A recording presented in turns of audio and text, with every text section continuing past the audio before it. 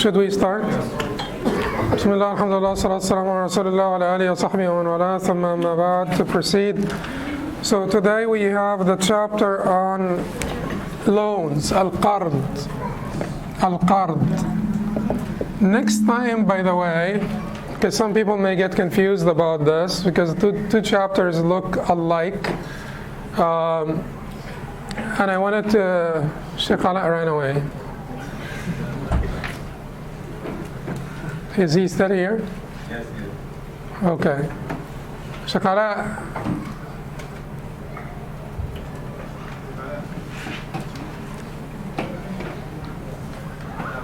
ما تيجي تكلمنا أخي 5 دقائق تصدق علينا ب5 دقائق.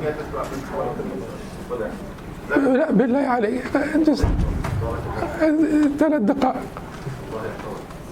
بس علشان انت شرفتنا اليوم تكلمنا. اصلا ما يصحش يا شيخ، ما يصحش، لا والله ما يصحش يا عمي. بس الله يكرمك، جزاكم الله خير. So the chapter on loans and other transactions. The next time, inshallah, we will be talking about the chapter on ad-dayn, debts. Next time, the chapter will be on debts. So what's the difference between loan and debt? Loan is when you lend someone money or something.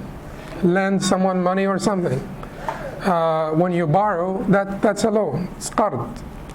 But that can result from a loan, and it can result from other forms of transactions.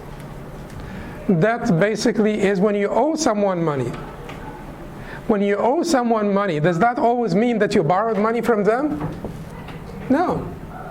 You could have purchased a product, a commodity from them, and you owe them the price. Is that true or not?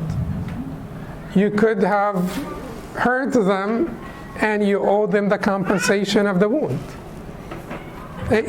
So that's the difference, simply. Debt can result from loan, dayn can result from qard, but not just limited to that. Debt can result from other forms of transactions as well. It's a liability when you owe someone money. Next time we will talk about the rulings of debts and how an interdiction is al-Haj, interdiction. And when someone is a muflis, bankrupt, what do you do with them? And how do you resolve the conflict between the debtors and creditors and things of that nature? That will be next time. This time we are talking about loans in particular. We're talking about al-qard in particular. Imam Qudamah rahimahullah ta'ala said in his book al-Umdat or Umdat al-Fiqh, Bab al-Qard wa ghayrih, chapter on loans and other transactions. And then he started by a hadith, and he sometimes does this, and that's part of the barakah of this book in particular. Umdah is a blessed book because even though it is a manual, unlike manuals, it does have some, a hadith of the Prophet sallallahu alaihi wasallam. But before we talk about the hadith that he started with and the rulings that are pertinent to hadith, it is probably in order to talk about the ruling of borrowing and lending. So what is the ruling of borrowing and lending? And the Imam Qudamah did not talk about this. So we will start by addressing the ruling itself of borrowing and lending. You will find it in the commentary, but the Imam Qudamah did not address it in the text. So what's the ruling of lending? Starting with lending. What is the ruling of lending? And starting with lending because al-yad al-ulya khayru min al-yad al-sufla. The upper hand is better than the lower. the one who gives is better than the one who takes. So the ruling of lending, certainly lending is commendable. It is mustahab. Allah subhanahu wa ta'ala said, "Man الذي يقرض الله قرضا حسنا فيضاعفه له أضعافا كثيرة." Who is he, or who is it who will give a good loan to Allah subhanahu wa ta'ala so that he may multiply it for them manifold, multiply it for them many times. So who is going to give a loan to Allah subhanahu wa ta'ala? Is this talking only about qard, giving loans? No, it is talking about all acts of charity, all charitable acts, or all charitable behavior, whether it is charity or spending on whatever good cause. But it does include qard, because qard is a charitable behavior. And the fact that Allah subhanahu wa ta'ala talked about it, Allah phrased it in this way to highlight the virtue of loaning, also speaks of the virtue of giving loans. And the Prophet ﷺ said in a hadith, "ما من مسلم يقرض مسلما مرتين إلا كان كصدقتها مرة." ما من مسلم, this was reported by Ibn Majah from Ibn Mas'ud radiallahu anhu, ما من مسلم يقرض مسلما مرتين إلا كان كصدقتها مرة. Whenever a Muslim gives a Muslim a loan twice, it will count as if he gave him or he or she gave them charity once, or sadaqah once. Or some other phrasing, قرض دينارين كصدقة دينار. When you give 2 dinars as a loan, that is like giving 1 dinar in charity, 1 dinar as sadaqah. And why is this? Because it's a risk-taking, benevolent act. It is a risk-taking benevolence, or act of benevolence, because oftentimes you give people loans and they don't pay back. And even if they pay back, you did not have control over your money for some time, months, sometimes years. So it's a benevolent behavior, and since it involves risk, then Allah subhanahu wa ta'ala will reward you for taking that risk for His pleasure. Then it will so $2 as a loan will be counted for you as $1 in charity. And if the person did not pay it back, and you made tafweed, delegated the matter to Allah, and you accepted it, then the whole thing will count for you as charity. So that's as far as lending is concerned. And lending is of particular importance because there are some people who will not accept charity, but they may accept to borrow money in their times of need. There are some people with dignified character who will not accept charity, but they will accept loans in their time of need. Therefore, to relieve the distress of those brothers or sisters who would not otherwise accept charity would certainly be a virtuous act. Can we give them loans from the fund of sadaqah? Yes, if they are deserving of sadaqah. Then, a priori, they would be deserving of a loan. So if they return it, that would be good. If they do not return it, they are deserving of charity in the first place. So you could give them loans if they're too dignified to ask for charity or to accept charity. Which does not mean that people who accept charity are not dignified. It's just that people have different sort of psychological makeups. And for some people, it is just not easy for them to accept charity. Now that's that is the ruling of lending. What's the ruling of borrowing?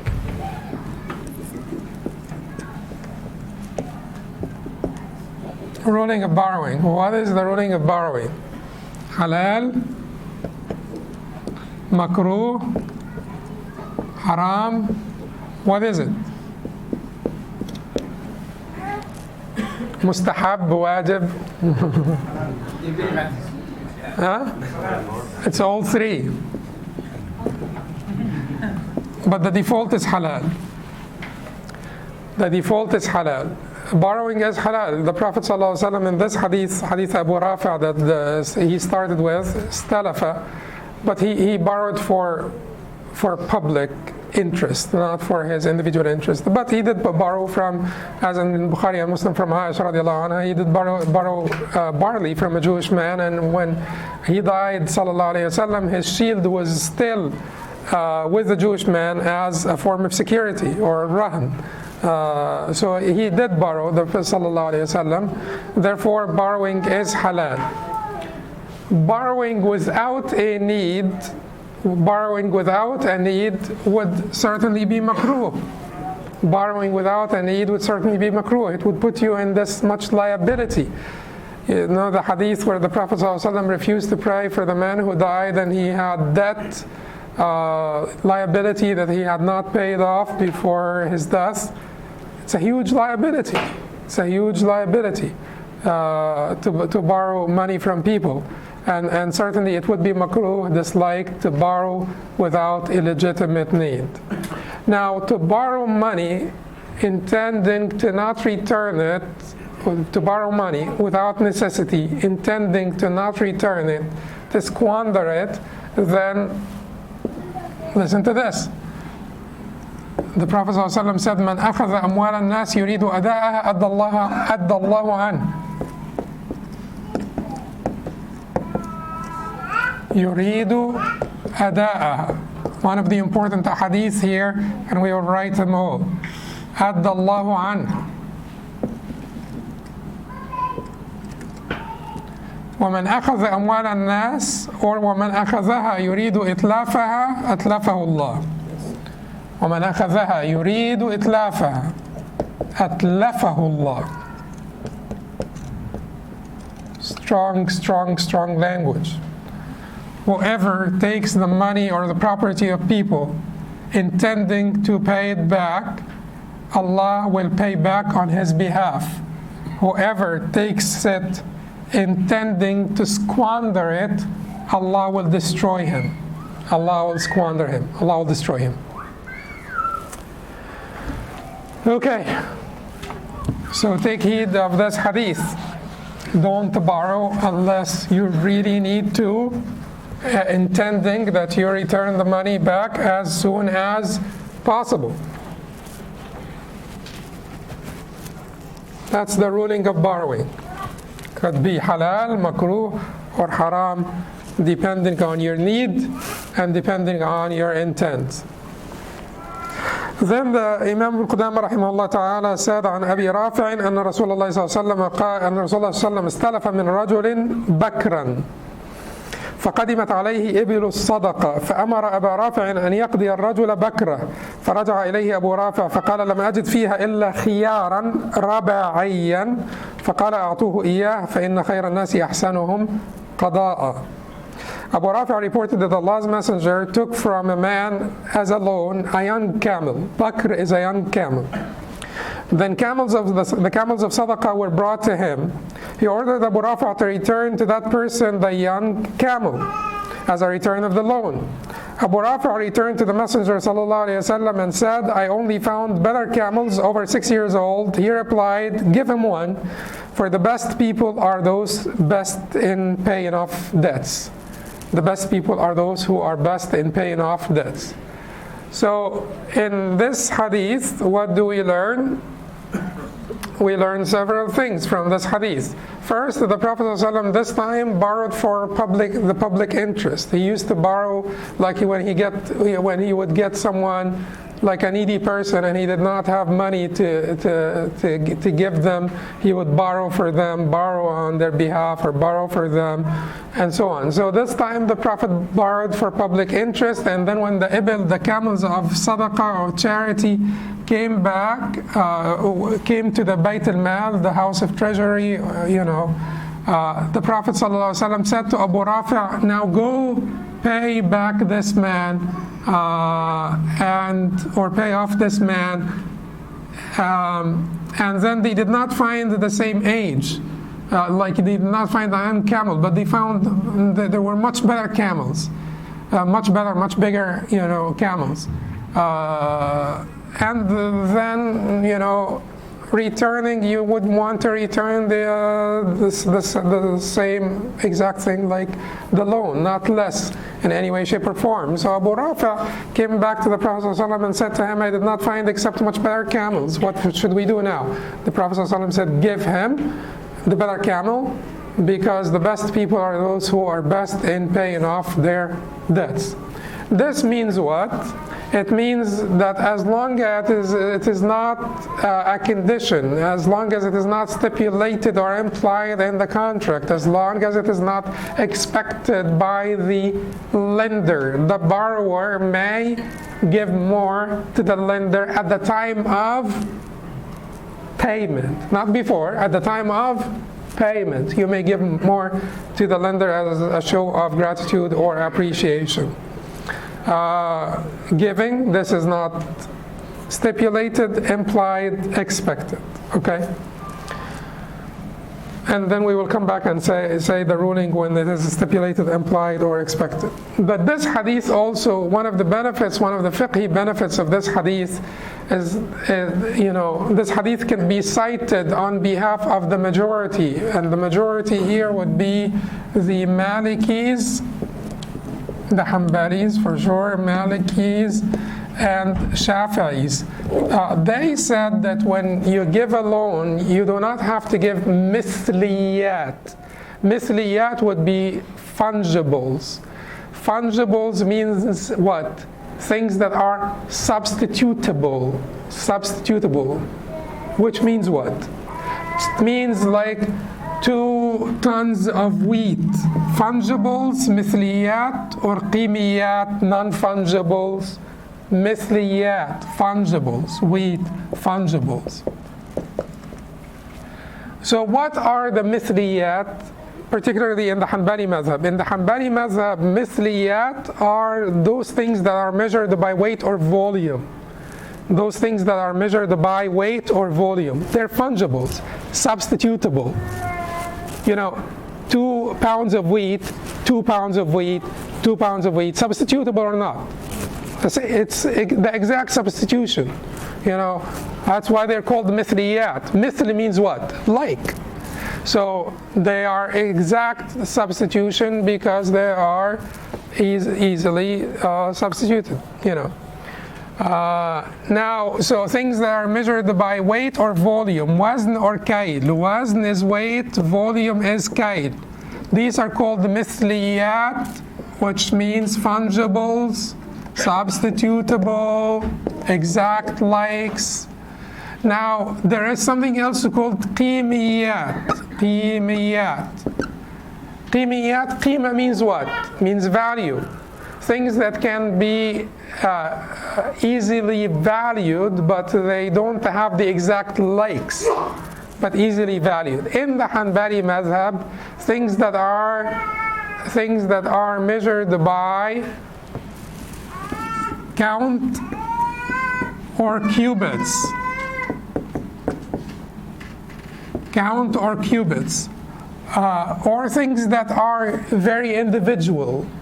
They are called qimiyat, meaning non-fungibles, not easily substitutable. A camel is not easily substitutable because this could be like a little bit fatter camel, this could be a little bit this could be a more a better looking camel, or whatever. So not easily. So it's not like 2 pounds of wheat. It's different. Okay. And then a piece of furniture, for instance. Although nowadays with IKEA and stuff, you figure everything is mithliyat, everything is substitutable. But they used to give this as an example, a piece of furniture. So those would be qimiyat. Can you give qimiyat, things that are not easily substitutable, as a loan? As a loan meaning what? That this particular item will not be returned to you. So Imam Abu Hanifa said a loan means that this particular item will be consumed and not be returned to you. And since it is a loan, I have to limit loans to mithliyat, substitutable items. Because if I give you a piece of furniture as a loan, if I give you a camel as a loan, I can't get back the exact like. Makes perfect sense, right? And it is strong. It's a strong argument, for the Hanafis. But the majority said, well, the Prophet ﷺ here borrowed a camel and returned a better camel. Camels are not mithliyat, they're qimiyat. Therefore, it is our position that qimiyat can be given as a loan, things that can be easily valued. And then, in this case, and we will come back and talk about, what is it that you will have to pay off at the time of payment. In this case, what will you owe? What will you be owing is what? The value of that item. Not the like of that item. The value of that item. The value of that item is what you will owe. Okay. So this is basically a hadith that is used often by the majority to support their position that you do not only have the right to loan mithliyat, fungibles, but non-fungibles as well. Can you give a usufruct as a loan? Usufruct is what? Manfa'a. Can you loan a manfa'a, a usufruct? What do I mean by this? Okay. If you let me live in your home for a week, I'll let you live in my home for a week. If you come with me for the harvest, if you come with me for the harvest for 3 days to help me out with the harvest of my crops for 3 days, I will return that to you at the time of the harvest of your crops. Service, manfa'a, it's a benefit. But not only service, but it is a benefit in the usufruct, because it could be the usufruct of my home, my equipment, my, car, etc. Usufruct. Can we do this? Okay, so the Hanbalis said what? And this is mainly a Hanbali course, but we mentioned the other madhahib also for like a comparative flavor. So the Hanbalis and the Hanafis said what? No, you cannot. Not easily measurable. Not easily measurable. You can come help me, you get. Your home could be like a $1 million home, my home. You could be a lot more helpful, harvest, not easily measurable. What? They're satisfied with this. They're satisfied, thank you very much. That is why Ibn Taymiyyah out of the Hanbalis sided with the Malikis and Shafi'is who said, yes, you can. Ibn Taymiyyah said, if they are satisfied, and that was his argument, that contracts in general are based on mutual acceptance. If they are satisfied, then that should be fine. And that is the Maliki and the Shafi'i position. Yes, you can lend usufruct, manfa'a. Is that clear? But the Hanafis and Hanbali said no, because it's not measurable. So the Hanafis will be basically the most strict in terms of what is it that you could give as a loan. What is it that you could give as a loan? You'll find that Ibn Taymiyyah is the most liberal in terms of what is it that you could give as a loan, because he sided with the Malikis and Shafi'is here in terms of the usufruct. And he sided with the Hanbalis because there is also a little bit of a wrinkle in the argument on the side of the Jumhur. The Malikis and Shafi'is and Hanbalis, they said to the Hanafis, no, we disagree with you. You could give qimiyat, you could give non-fungibles, you could give things that are easily valued even though they are not easily substitutable. Easily valued but not easily substitutable. The Malikis and Shafi'is said on condition that they can be traded, that they can be, that they are salamable. Remember that terminology that we used last time, salamable? You could actually trade them in a salam contract, in an advance payment contract. It could be the subject matter of an advance payment contract. And salamable means what? Easily describable, ينضبط بالصفة, which can be easily described. The Hanbali said anything that you can sell in a proper sale contract or in sale proper, regular sale contract, immediate delivery of both items. Anything that you could sell, you could loan. Anything that you could sell, you could loan. And that's the stronger position in the Hanbali madhab, even though there is disagreement in the Hanbali madhab. I came to verify that this is the stronger position in the Hanbali madhab, that anything, the other report in the Hanbali madhab is that it has to be salamable, just like the Malikis and Shafi'is, that you could only loan items that can be easily described, accurately, precisely described. But the stronger position in the Hanbali madhab, and the one that was chosen by al-Buhuti in Sharh Muntaha al-Iradat, is that anything that you could sell, you could loan. All right. So anything you could sell, you could loan. That is according to the Hanbalis. According to the Malikis and Shafi'is, they added to this loaning usufructs. You come help me out on my harvest, I come help you out on your harvest, and so on. You let me use your home for a couple of days, let you use, etc. Car. And then, so that's basically all the fiqh pertinent, not all the fiqh, that's just what we want to cover here. That's pertinent to this hadith. Then the Shaykh rahimahullah said, وَمَنْ اقْتَرَضَ شَيْئًا فَعَلَيْهِ رَدُّ مِثْلِهِ وَيَجُوزُ أَنْ يَرُدَّ خَيْرًا مِنْهُ وَأَنْ يَقْتَرِضَ تَفَارِيقَ وَيَرُدَّ جُمْلَةً إِذَا لَمْ يَكُنْ بِشَرْطٍ.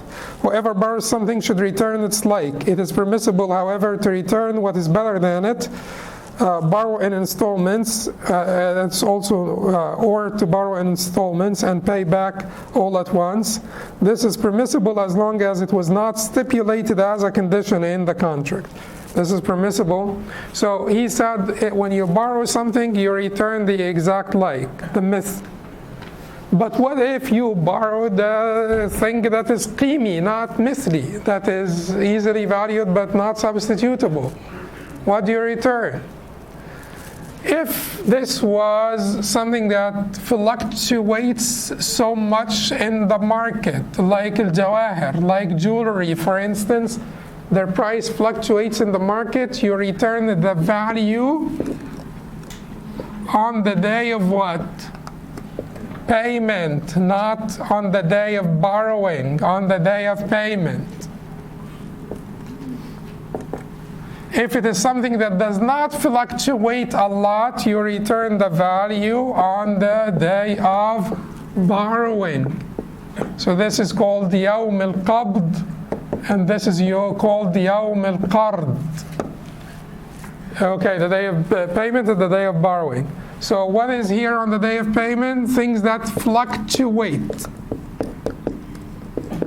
so much. What is here on the day that you will owe the value of the item on the day of borrowing, not payment, all others. All other things that don't fluctuate so much. Wheat, barley, this, that, things that do not fluctuate so much in the market, that is what you will owe. You will owe the value of the item on the day of borrowing. And then the Shaykh said that it is permissible to return what is better, as the Prophet ﷺ returned what's better, given that there is no condition. And he said, وَأَنْ يَقْتَرِضَ تَفَارِيقَ وَيَرُدَّ جُمْلَةً إِذَا لَمْ يَكُنْ بِشَرْطٍ. And to borrow in installments and pay back all at once. He said, as long as it is not stipulated. But honestly speaking, in the Hanbali madhab, that second one, even if it is stipulated, it is okay. Meaning what? I will tell you that I will give you $1,000 every month for 6 months. And then you will pay me $6,000 at the end of the year. If I stipulate this, am I entitled to stipulating this? Yes, I am. I am going to pay you $1,000 every month for 6 months. You have to return to me at the end of the year $6,000. What's wrong with this? It should be fine. You owe me $6,000. I can ask that, instead of paying me back in installments, no, I want all my $6,000, one shot, at the end of the year. You already owe me $6,000. So anyway, that is, even if it is stipulated in the contract, that would still be permissible. Then the Sheikh said, وَإِنْ أَجَّلَهُ لَمْ يَتَأَجَّلْ. If the lender defers the due date, the debt is not in fact deferred. The debt is not in fact deferred. If the lender deferred the due date, the debt is not in fact deferred. What does that mean? So I come and borrow money from you, and you tell me, I want my money back by Muharram 1st or Muharram 3rd. And that is Muharram 3rd, let's say 1441. And then in Dhul Qa'dah, for instance, 1440, I tell you, you know what? You borrowed money from me in Safar 1440. You borrowed money from me in Safar 1440. I told you I want you to pay me back in Muharram 3rd or on Muharram 3rd 1441, but I actually need the money. I want my money back, all of it. Entitled or not entitled? Keep in mind, here is a difference. This is not just money that I owe. This is money that I borrowed from you. So this was not money in exchange for a commodity. This is not a deferred payment transaction. This is a loan. The Hanbalis say that I am entitled.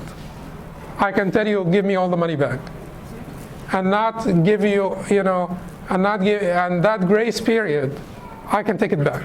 It's my money. I give it to you as a loan. This was a benevolent transaction.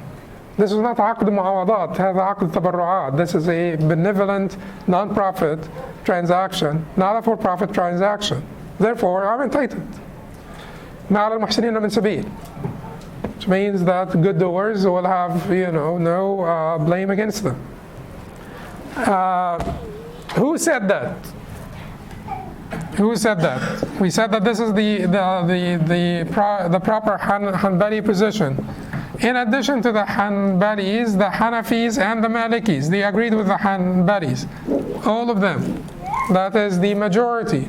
They said, yes, I am entitled. Even if I give you the deferment, I can take it back. It will always be binding on you immediately to give me my money back, because it is a loan. Well, Imam, I'm sorry, this is the Shafi'is here. Shafi'is. Okay, so the Imam Malik and Imam al-Layth and the choice of Ibn Taymiyyah of the Hanbalis, they said, no, we don't think that he's entitled to taking it back. Because Allah subhanahu wa ta'ala said, يَا أَيُّهَا الَّذِينَ آمَنُوا إِذَا تَدَايَنْتُمْ بِدَيْنٍ إِلَىٰ أَجَلٍ مُسَمَّى فَاكْتُبُوهُ. Or you believe when you give a loan for a designated period or duration, write it down. So Allah said, إِلَىٰ أَجَلٍ مُسَمَّى, to a designated term. فَاكْتُبُوهُ, then write it down. And if that designated term does not mean anything, and you could just take it back and, at any time. Well, that hurts the essence of giving loans, because I asked you for the money because I need it, for a couple of months, because I'm going through some hardship and I need this money for a couple of months. I will not be able to pay you back in 2 weeks. I projected I'll be able to pay you back in 2 months. So if you come back the next day and tell me, well, I gave you a loan yesterday, I want my money back, that could cause me hardship. And that would be breaking your promise. Therefore, the Malikis, Imam Malik, Imam al-Layth, and then later the choice of Ibn Taymiyyah of the Hanbalis said, no, you're not entitled to taking it back. You must honor your promise. Then the Sheikh said, وَلَا يَجُوزُ شَرْطُ شَيْءٍ يَنْتَفِعُ بِهِ الْمُقْرِضْ إِلَّا أَنْ يَشْتَرِطَ رَهْنًا أَوْ كَفِيلًا. It is not permissible to make a stipulation to give advantage to the lender. An exception to this, a permissible exception to this, is when a security, rahn, or a guarantor of appearance, kafil, is stipulated for the assurance of the lender. For the assurance of the lender as an addition from me. I've put it between brackets. Okay. So al-Bayhaqi rahimahullah ta'ala in his Sunan al-Kubra reported from three Sahaba, Ubay ibn Ka'b, wa Abdullah ibn Abbas, wa Abdullah ibn Mas'ud, that they prohibited any loan that results in any benefit for the lender. They made out of this, actually it is a weak hadith, but so they used the statement of the weak hadith is kullu qardin, and this is one legal maxim, قاعدة فقهية that you want to remember. كل قرض جر نفعا فهو ربا.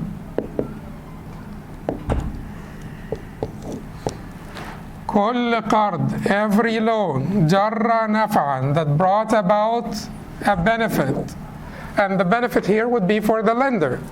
فهو ربا, then it is a form of riba, a form of usury. This is called the legal maxim, قاعدة فقهية, even though the hadith that has this very statement is a weak hadith. And that is something that you want to remember. The fact that the hadith is weak does not mean you just dismiss it. The ma'na, the meaning, the implication could be agreed upon, could be a matter of consensus.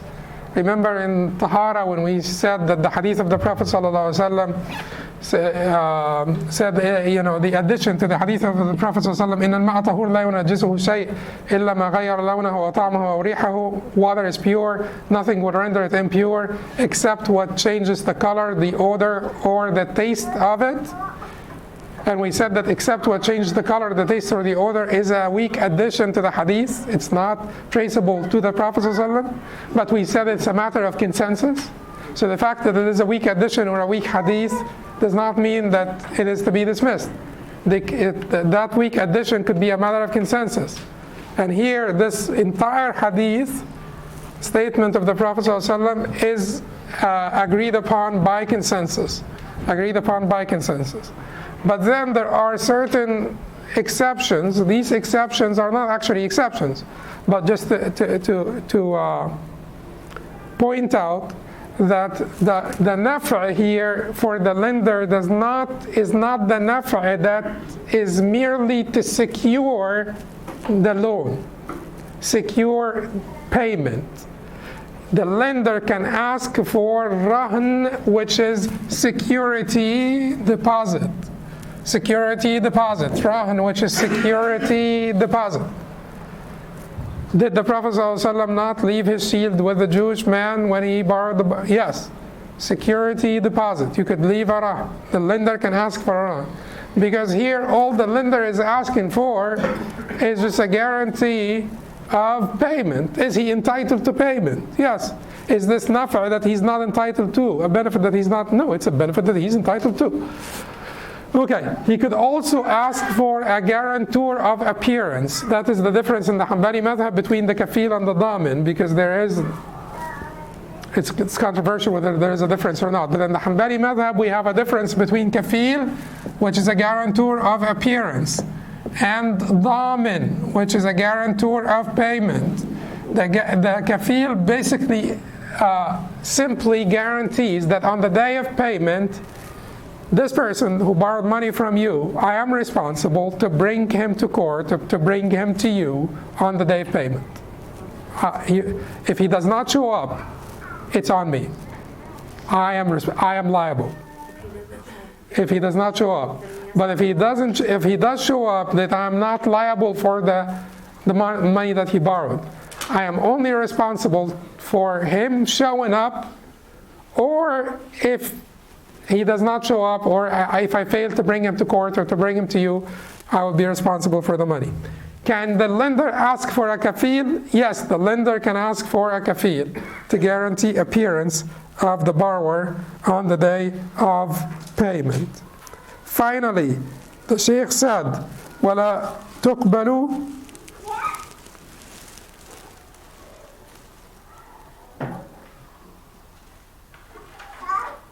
one of the benefits also that I wanted to mention, the righteous predecessors used to be very particular about this, Salaf as-Salih Radwanullah, very particular about no benefit whatsoever for the lender except the pleasure of Allah subhanahu wa ta'ala. This is a benevolent transaction. Once you make it like otherwise, then it is all ruined and we are getting into trouble and riba and so on. If there is a mutual agreement, likely if there is a mutual agreement to pay in a different place, mutual agreement, and it does not cause harm and it does not cause extra cost to the borrower, I borrow money from you here and I pay it off somewhere else in a different country or a different state or a different city, and if it doesn't cause any issues, troubles, and no extra cost, that's fine, because it's a mutual benefit. One of the benefits that are particularly mentioned by the Prophet ﷺ, and this is another hadith that is a very crucial hadith in the fiqh of financial transactions, so I want you to remember this hadith.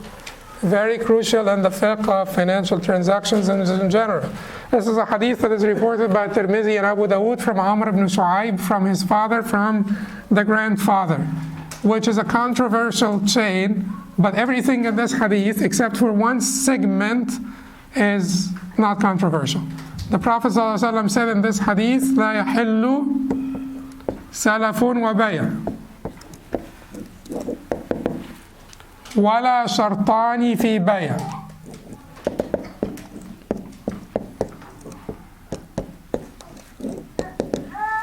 ولا ربح ما لم يضمن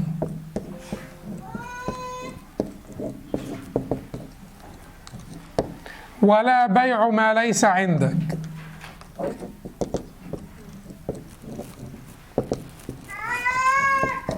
It has like a lot of fiqhi sort of or legal consequences. The Prophet ﷺ said, لا يحل, it's not permissible, سلف وبيع, a loan and a sale, to combine a loan with a sale. Because in this case, if I tell you, I'll give you a loan, but then at the same time we agree on a sale, then you are in this particular sale transaction the sort of the lower hand. So I can make, I've used that as a lender and make you pay more for the product, or make you give me the product at a cheaper price. And so that would be a benefit that you as a lender would accrue from combining those two transactions. The Prophet said these two transactions must not be combined, and this is a matter of agreement. The Prophet ﷺ said, and let's take number 3, وَلَا رِبْحُ مَا لَمْ يَضْمَنْ, nor a profit off of something that you are not liable for. that did not become in your daman. لا خراج, الضمان الخراج بالضمان. Remember this hadith and the legal maxim, الخراج بالضمان, which means profit hinges on liability. Profit and liability go hand in hand. So you cannot make profit of something that you were not liable for, responsible for. And then the last one, وَلَا بَيْعُ مَا لَيْسَ عِنْدَكَ, nor selling that which you do not possess. Yeah, I'm coming back to it. I meant to skip that because that's the controversial one. وَلَا بَيْعُ مَا لَيْسَ عِنْدَكَ, or nor selling that which you do not possess. And remember when we talked about salam last time, salamable transactions, advance payment transactions, we said that you will be selling something that you do not possess. And we said the difference between this and salam is that in salam, it is not a particular item, it's rather a generic item that is deliverable, likely deliverable in the location and the time that we agreed on that it will be delivered. Generic item, not a particular item, generic item. Okay, so all of this is agreed upon between the fuqaha. This is where we have an issue. وَلَا شَرْطَانِ فِي بَيْعٍ, nor two conditions in a bay'a. Do you know the monogram that they write on your shirt? If you ask them, make this a condition to do the monogram and tighten the collar. That is two conditions in the sale. That would not be permissible according to the majority. If I will buy the shirt on condition that you will write a monogram on the shirt, the sleeve, and tighten the collar, these are two different conditions that will make your sale basically invalid, according to the majority, or I know. But Ibn Taymiyyah said that it's okay if you want it. Huh? Because these are two different conditions that you're making. They're two different shurut. You dye, they give the examples of shortening the garment and dyeing the garment. Dye and shorten the garment. No, you could only ask for one. We're talking about a particular item here. We're not talking about, I want to buy from you a red car. A red car that has this and this and this. These are the specs. But there is an item here that we agreed on selling. That's what the fuqaha are saying. An item here that we agreed on selling. I cannot ask for two different conditions. I cannot make the sale contingent upon two different conditions, because that would confound the transaction. That will cause confusion. Because if I can ask for two conditions, I can ask for 21 conditions. You do, I know, but the idea here is that when we agree on the sale of this particular commodity or this particular product, and then it will add to the possibility of conflict and contention. Because you will say, so I want you to deliver it on such and such day. I want you to shorten it. And then all adding conditions will basically add possibility to the probability of contention and disagreement over the condition. And then the sale on this particular product will be sort of contingent upon a lot of conditions to be fulfilled. Anyway. So take Ibn Taymiyyah's position. Just get it over with. He's a mujtahid imam. It's fine. He said that it is okay. He said, why did he say that it is okay? Because first of all, this hadith, Amr ibn Shu'ayb an Abi an Jaddi, is controversial. Even if we accept it, it is not the highest level of authenticity. It would be hasan. It would be only reliable and not necessarily sound or authentic. This particular segment of the hadith, all other segments of the hadith have been corroborated by other statements of the Prophet ﷺ. All other segments of the hadith, one has been corroborated by other statements of the Prophet. 3 has been corroborated. 4 has been corroborated. This has not been corroborated. In addition to this particular segment, it's controversial what it means. Imam Abu Hanifa, rahimahullah ta'ala, said it does not mean 2 conditions, even though he does not allow 2 conditions in the sale. Because otherwise, if Imam Abu Hanifa allows 2 conditions of the sale, we would have not needed the condition, the position of Imam Taymiyyah, because Imam Taymiyyah is not one of the founders of 4 madhahib. If we find, the concession according to one of the founders of the 4 madhahib in one madhab, then we will take it from there.